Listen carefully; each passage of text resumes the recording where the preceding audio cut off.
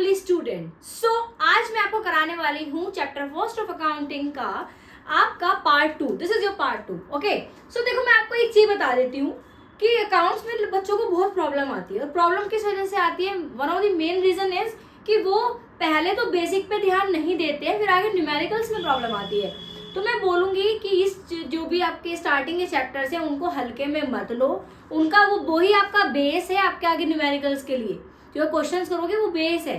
तो आपको पता ही नहीं होगा कि फाइनेंशियल अकाउंटिंग, कॉस्ट अकाउंटिंग सब क्या होता है, तो आगे आप नहीं कर पाओगे। ठीक है, तो बहुत सारी चीजें हैं, बेस बना के चलो। ठीक है, एक वीडियो बनाऊंगी मैं आपके लिए इससे अलग, जो इसमें जो भी शॉर्ट टर्म्स होंगी वो आपको समझा दूं, जाके न्यूमेरिकल्स में सब आपको दिक्कत ना है। ठीक है, आज हम इस क्लास में हमारा first topic is scope of branches, types और सब फील्ड ऑफ अकाउंटिंग। ठीक है, कितने तरह की अकाउंटिंग होती है पहले तो ये देखो फाइनेंशियल अकाउंटिंग होती है, आपकी कॉस्ट अकाउंटिंग होती है, मैनेजमेंट अकाउंटिंग होती है, टैक्स अकाउंटिंग होती है, सोशल रिस्पॉन्सिबिलिटी अकाउंटिंग होती है। ये अकाउंटिंग होती है, सबके अलग अलग रोल है। ठीक है, तो वन बाय वन बताती हूँ, पढ़ते जाओ। फाइनेंशियल अकाउंटिंग कौन सी अकाउंटिंग होती है? देखो, फाइनेंशियल अकाउंटिंग वो अकाउंटिंग होती है जो आप क्लास 11 में पढ़ रहे हो, ये आपकी फाइनेंशियल अकाउंटिंग है। ठीक है, इसमें आप क्या पढ़ते हो? प्रॉफिट लॉस, प्रॉफिट कैसे निकला, ठीक है, प्रॉफिट लॉस निकालते हो, ये सारी चीजें आपकी इस फाइनेंशियल अकाउंट में आती है। The main purpose of this branch of accounting is to record the business transaction in systematic manner to ascertain the profit or loss of the accounting period by preparing a profit and loss and to present the financial position of the business by preparing balance sheet। तो financial accounting का main purpose है बेटा कि आप business की सारी transaction को एक सिस्टमैटिक वे में मैनर में रिकॉर्ड करो।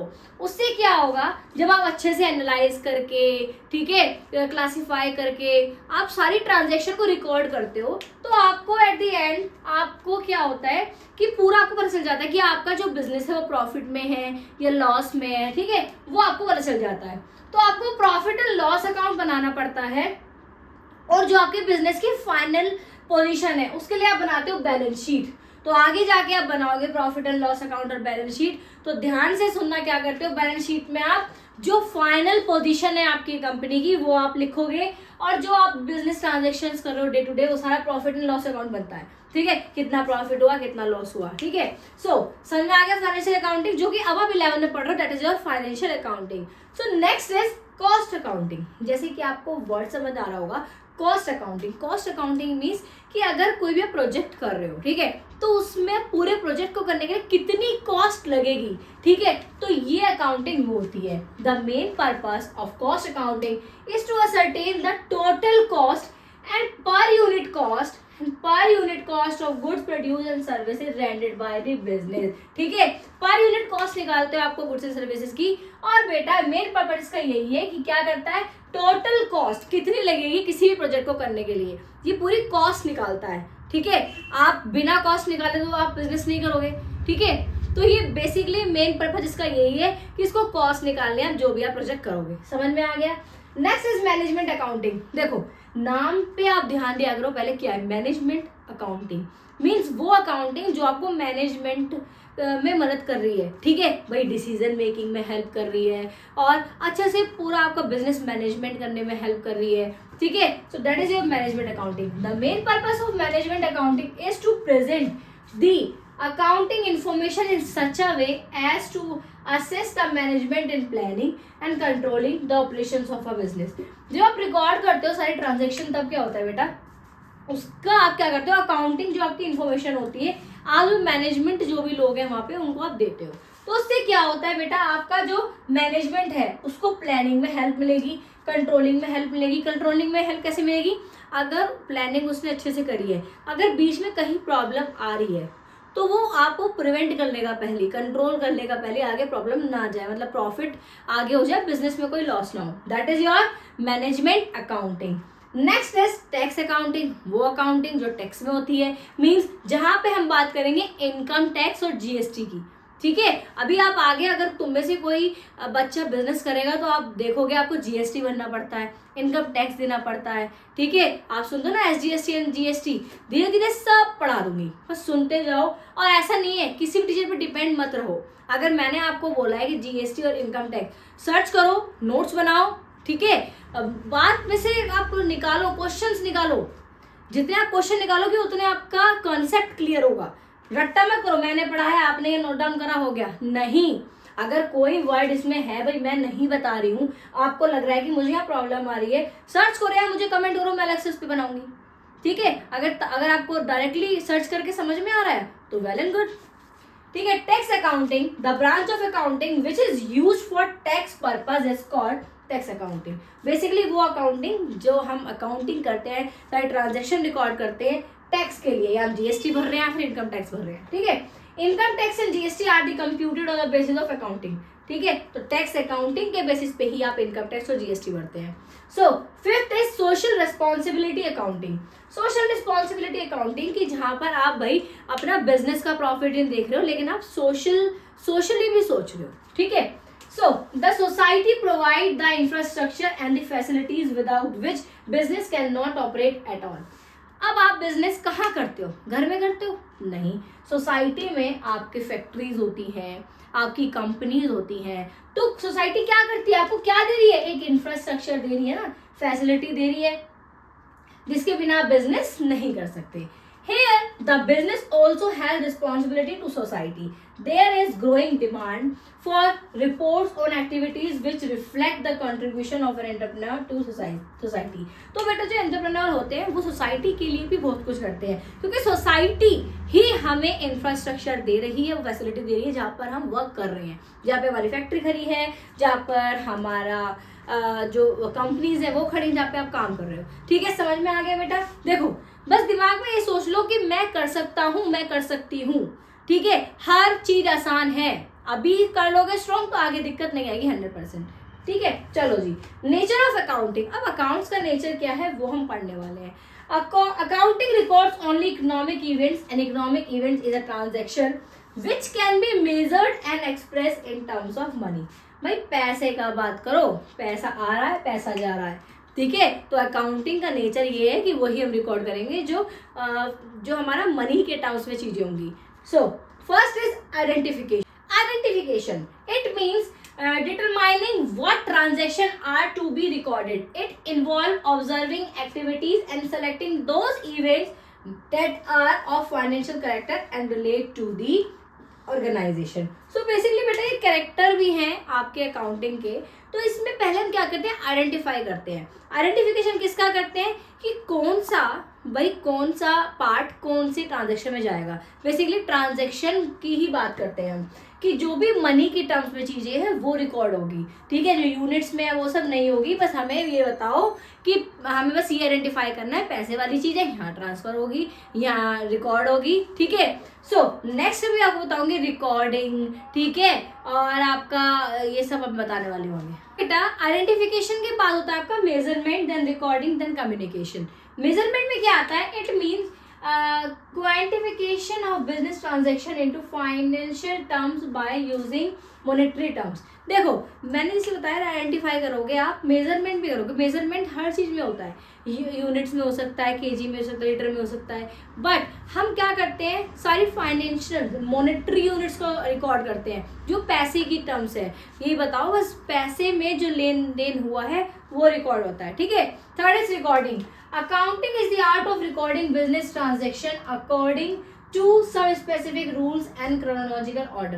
देखो अकाउंटिंग क्या है, मैंने आपको पहले बताया ना, अकाउंटिंग हमारी आर्ट भी है और साइंस भी है। तो अकाउंटिंग ऐसी एक कला है जो हम क्या करते हैं? रिकॉर्डिंग करते हैं अपनी ट्रांजेक्शंस, ठीक है। सो कुछ रूल्स और क्रोनोलॉजिकल ऑर्डर में इसको फॉलो करते हैं। So next is communication. अब देखो हम कम्युनिकेशन भी करते हैं। किसको कम्युनिकेशन करते हैं? मीन जो हमारे पास इन्फॉर्मेशन है वो कम्युनिकेट करते हैं, जो हमारे बैंकर्स हो गए या फिर हमारे ऑनर और क्या नाम है हमारे जो मैनेजमेंट के लोग हैं, ठीक है। तो कम्युनिकेशन उनको करते हैं। The recorded event are communicated to management and other internal external user regularly through accounting report. और देखो मैं आपको डिटेल में बताने वाली हूँ, जो कम्युनिकेशन हम करते हैं वो दो तरह से करते हैं। एक तो होते हैं हमारे इंटरनल यूजर्स जो इस इंफॉर्मेशन को यूज करते हैं, एक होते हैं एक्सटर्नल यूजर जो इस इंफॉर्मेशन को यूज करते हैं। अगर मैं बताऊं पहले तो आपको ऑर्गेनाइजेशन क्या होता है? It refers to a business enterprise which can be a sole proprietary concern, partnership firm, company or any other association of person। अब देखो, आपकी ऑर्गेनाइजेशन अकेले भी हो सकती है, पार्टनरशिप में भी हो सकती है, ठीक है। So that is internal users information. अब देखो दो होते हैं, एक होते हैं इंटरनल, एक होते हैं एक्सटर्नल। इंटरनल में क्या है, चीफ एग्जीक्यूटिव, फाइनेंशियल ऑफिसर और वाइस प्रेसिडेंट, ठीक है। सो अब आपको बता देती हूँ, एक्सटर्नल में आप कहें creditor, long term, short term creditors, ठीक है। अब पहले डिटेल में बात कर लेते हैं इंटरनल यूजर्स की। So internal users are the person who have a direct interest in the business enterprise such as owner and management. Internal users वो यूजर्स होते हैं जिनका डायरेक्ट कंट्रोल या डायरेक्ट कंट्रीब्यूशन होता है मैनेजमेंट में, आपकी कंपनी में। कौन कौन से बेटे, एक तो होता है हमारा ऑनर, एक होता है मैनेजमेंट। कंफ्यूज नहीं होना है, ठीक है। दो तरह के यूजर्स हैं, internal users, external users. Internal users में आपके दो आते हैं, ऑनर्स और मैनेजमेंट, ठीक है। Owners contribute capital in the business and such want to know about profitability and financial soundness of the business. Owner क्या करता है भाई, कैपिटल लगाता है। कैपिटल मतलब पैसा। देखो मैं आपको बोल रही हूँ, मैं एक वीडियो बनाऊंगी जिसमें आपको मैं समझाऊंगी क्रेडिटर्स क्या होते हैं, डेटर्स क्या होते हैं, जो भी चीजें शॉर्ट टर्म है, आप कंफ्यूज मत होना, ठीक है। So owners contribute capital in the business. क्या करता है ऑनर, बिजनेस में कैपिटल को लगाता है, पैसा लगाता है। कैपिटल मीन्स पैसा बिजनेस में लगाता है, और उसमें वो क्या चाहता है, वो इन्फॉर्मेशन चाहता है कि मेरा बिजनेस कितना प्रॉफिट में जा रहा है, ठीक है, कहाँ स्टैंड कर रहा है, क्या फाइनेंशियल साउंडनेस है मेरे बिजनेस की, ठीक है। मैनेजमेंट कैसे यूज करता है इस इंफॉर्मेशन को, management need accounting information for the efficient and smooth running of the business enterprise. Their need are met by the accounting information provided by published report of the business enterprise. जो भी day to day transactions हो रही हैं वो अगर अच्छे से record होगी तो मैनेजमेंट को हेल्प मिलेगी इस इंफॉर्मेशन को यूज करके, वो अपना बिजनेस और अच्छे से ग्रो कर सकता है। तो इन दोनों का बहुत बड़ा रोल होता है कि बिजनेस को ग्रो करने में, तो ये इंफॉर्मेशन को यूज करते हैं। अब बात करते हैं एक्सटर्नल यूजर, जिनका डायरेक्ट कंट्रोल बिजनेस पे नहीं होता है, डायरेक्ट कंट्रीब्यूशन नहीं होता है। सो एक्सटर्नल यूजर्स कौन होते हैं, या तो इंडिविजुअल या फिर ऑर्गेनाइजेशन हु हैव प्रेजेंट और future interest in the business enterprise, ठीक है, but are not part of management, are called internal users. अब देखो, या तो ये इंडिविजुअल्स होंगे या ऑर्गेनाइजेशंस होंगी जो कि आपका इंटरेस्ट दिखा रही है आज के टाइम में या फ्यूचर के टाइम में इंटरेस्ट दिखाएगी। लेकिन वो आपके मैनेजमेंट का पार्ट नहीं है मेरे बेटा, ठीक है। तो क्या हुआ, एक्सटर्नल यूजर्स। अब आपका बता देती हूँ टू अकाउंटिंग इन्फॉर्मेशन। अब इसके अंदर कौन कौन से आएंगे, potential investor, short term creditor, long term creditor, ये भी मैं आपको बता देती हूँ। आपको ये सारा समझ में आ गया, कहीं भी प्रॉब्लम आ रही है आप इसका स्क्रीनशॉट ले लो, कहीं भी प्रॉब्लम आ रही है आप मुझे बताओ, मैं आपको समझाऊंगी। बेटा जी अब मैं आपको बता देती हूँ कुछ एक्सटर्नल यूजर्स जो कि इंफॉर्मेशन यूज करते हैं, ठीक है। Some of the external users and their need for the information are given below. First is potential investors. Potential investor वो होते हैं जो हमारी कंपनी में इन्वेस्ट करना चाहते हैं। तो अगर कोई इन्वेस्ट करेगा तो ऑब्वियस सी बात है कि उसको प्रॉपर हमारी इन्फॉर्मेशन चाहिए, सारी की सारी जो डिटेल्स चाहिए, तो वो इन्वेस्ट करेगा। क्या प्रॉफिट चल रहा है, कहाँ कंपनी स्टैंड कर रही है। दे नीड इन्फॉर्मेशन टू जज how safe and rewarding the purpose investment will be. कितनी सेफ है इस कंपनी में इन्वेस्टमेंट करना, ठीक है। Short term creditor, long term creditor भी देखते हैं। शॉर्ट टर्म क्रेडिटर होते हैं suppliers of goods and services on credit पे जो गुड्स एंड सर्विसेज को सप्लाइज करते हैं। They want information about the credit वर्थनेस of the business enterprise. Long term creditor such as financial institutions जो होती हैं, दे वांट टू जज whether their principal and the interest thereof will be prepaid when due and whether they should extend, maintain or restrict the long term loan of the enterprise. क्या वो maintain कर सकते हैं long term credit, ठीक है। तो ये सारी चीजें होती हैं। फिर एम्प्लॉयज की बात करें, एम्प्लॉयज को इन्फॉर्मेशन चाहिए जिससे कि वो ग्रो कर सके। और मेन पर्पस एम्प्लॉयज को इन्फॉर्मेशन क्यों चाहिए, क्योंकि भाई उन्हें देखना है कि आगे जाके अगर हम अच्छा काम करते हैं तो हमें बोनस मिलेगा, क्या सैलरी मिलेगी। Employees need information about the profits of the business to assess the ability of the business to pay higher wages and bonus, जिससे कि उन्हें higher wages और बोनस मिले। फिर टैक्स अथॉरिटीज, भाई टैक्स अथॉरिटीज को भी इंफॉर्मेशन चाहिए क्योंकि आपको इनकम टैक्स और जीएसटी भरना पड़ता है, goods and services tax. Tax authority needs information for the assessment of tax, income tax, goods and services tax, ठीक है, that is GST.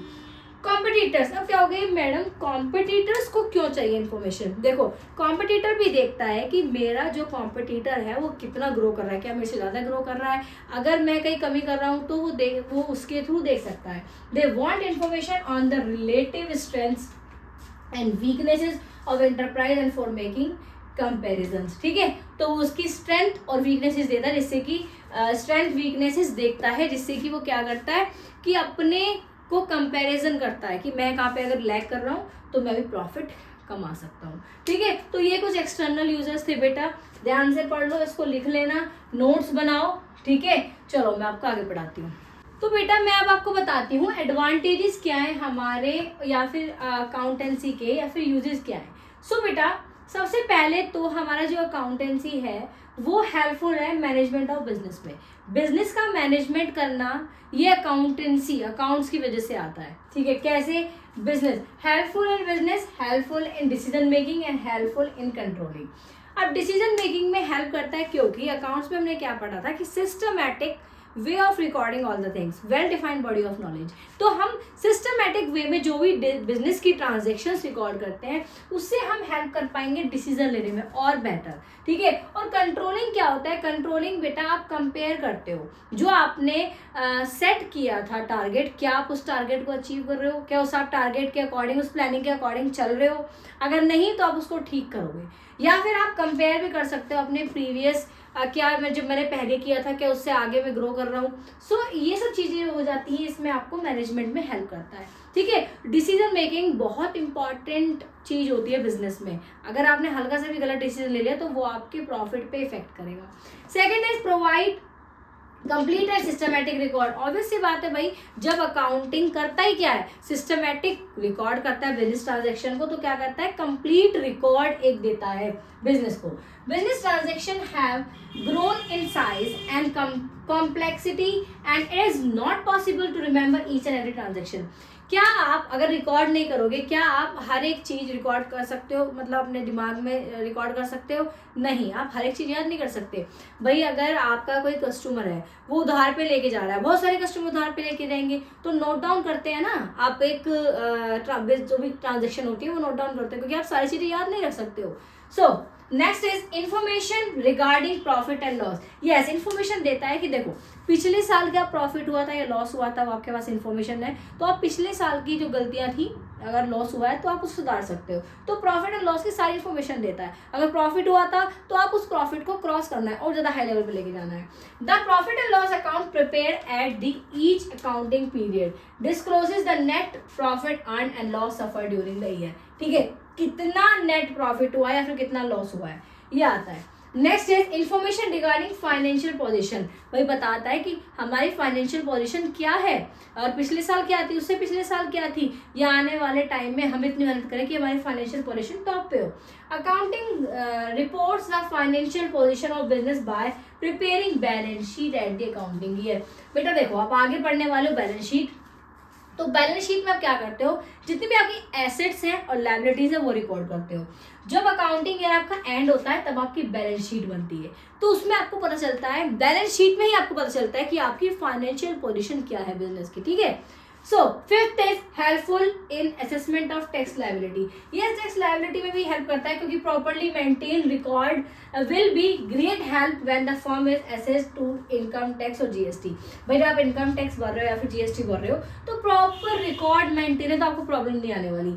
Evidence in legal matters properly maintain accounts supported by the authenticated documents are accepted by the court as a firm evidence। तो legal matter में क्या करता है बेटा, ये जो ऑथेंटिकेटेड डॉक्यूमेंट्स होते हैं वो एक्सेप्ट करता है कोर्ट आपका, ठीक है, फर्म के एविडेंस के तौर पे, ठीक है। समझ में आ गया? देखो ज़्यादा आता नहीं है, आप 4 या 5 बस लर्न कर सकते हो कोई भी, ऐसे तो बहुत सारे एडवांटेजेस है पर कोई भी आप, मैंने सिंपल आपको बता रही, कोई भी 4 आप लर्न कर लो सफिशिएंट है, ठीक है। चलो अब मैं आपको बताऊंगी इसके लिमिटेशंस क्या है। लिमिटेशन ऑफ अकाउंट्स, देखो हर एक चीज परफेक्ट नहीं होती, अगर कोई अच्छाइयाँ हैं, अगर अपने एडवांटेजेस पढ़े हैं तो भाई लिमिटेशंस भी होंगी, कमियां भी होंगी कुछ। तो पहली कमी क्या है, इन्फ्लुएंस्ड बाय पर्सनल जजमेंट। कई बार क्या होता है अकाउंटेंट जो होता है पर्सनल जजमेंट से इन्फ्लुएंस हो जाता है। देखो अभी हमने पहले पढ़ा था कि अकाउंट जो है साइंस है बट एग्जैक्ट साइंस नहीं है, ठीक है, वो आर्ट है। कला है, क्योंकि सब अपने अलग अलग तरीके से काम करते हैं, अलग अलग तरीके से अपना वे ऑफ डूइंग वर्क है उनका. Influenced by personal judgement, accounting is not an exact science and accountant has to exercise his personal judgement in respect of various items. ठीक है. Next is based on accounting concept and convention. अब जिस तरह से वो अपने personal judgement लेके जा रहा है वैसे ही वो अपने सारे कन्वेंशन बनाएगा.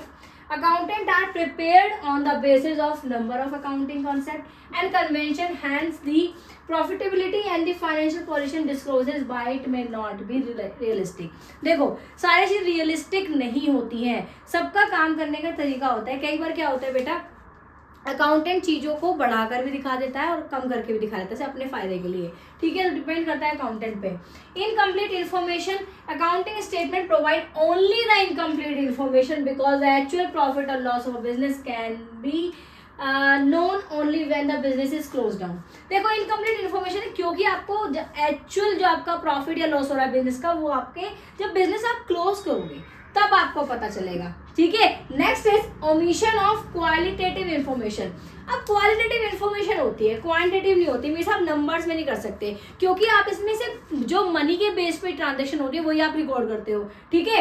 इसमें क्या होता है, फॉर एग्जाम्पल भाई आपका ओनर है, भाई कहीं लड़ाई हो गई है, वो काम पे नहीं आया, या फिर कोई वर्कर है काम पे नहीं आया, तो उससे कितना लॉस होगा, उस दिन कुछ भी नहीं कमाया, तो वो किसको इफेक्ट करेगा, बिजनेस को इफेक्ट करेगा. लेकिन वो चीज रिकॉर्ड नहीं कर सकते कि हम मनी के टर्म्स में उसको नहीं लिख सकते.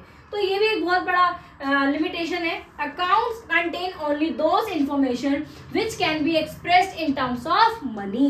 पैसे के टर्म्स में ही आप कर सकते हो.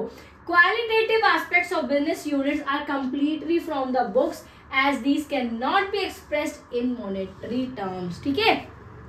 Fifth is based on historical cost. अब हिस्टोरिकल कॉस्ट पे बेस्ड होता है बेटा. देखो accounts are prepared on the basis of historical cost, original cost के बेसिस पे प्रिपेयर्ड होता है.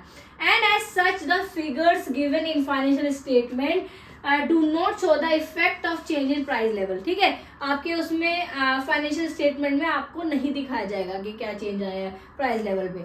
Next is unsuitable for forecasting. अब देखो आप अकाउंटिंग जब करते हो ना, बहुत सारी चीज फोरकास्ट करते हो, प्रिडिक्ट करते हो. ठीक है.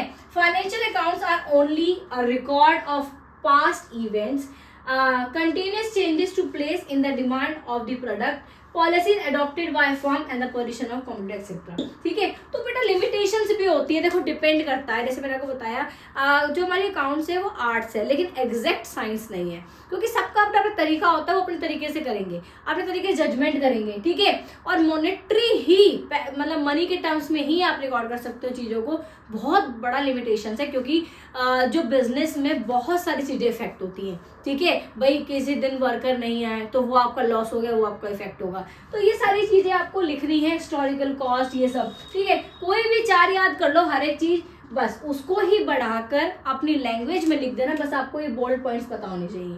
ठीक है. चलो आई होप आपको बेटा ये समझ में आ गया होगा. इसका स्क्रीनशॉट ले सकते हो आप. सो बेटा मैं आपको बताती हूँ क्वालिटेटिव कैरेक्टरिस्टिक्स. अकाउंटिंग इन्फॉर्मेशन के क्या कैरेक्टरिस्टिक्स है. So first is reliability. आप देखो रिलायबिलिटी मतलब होता है रिलायबल होना चाहिए, वेरीफिएबल होना चाहिए. मीन्स उसमें जो इन्फॉर्मेशन है वो बिल्कुल ट्रू होनी चाहिए. ऐसे नहीं कोई भी झूठ बोल के बता देगा. Accounting information must be reliable. Reliability implies that the information must be factual and verifiable. ठीक है.